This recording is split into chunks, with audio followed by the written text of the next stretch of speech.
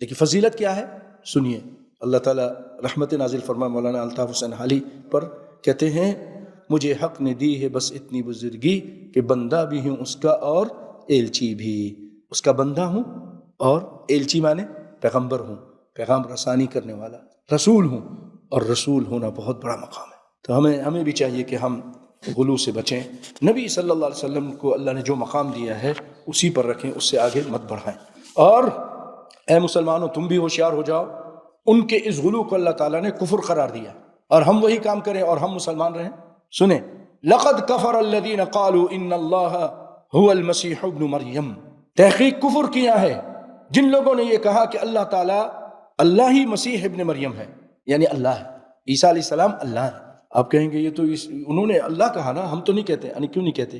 آپ ہی کا اشعار ہے، آپ ہی کا شعر ہے. ایک اتر پڑا مدینے میں مصطفیٰ ہو کر، وہی جو مستوی عرش تھا خدا ہو کر.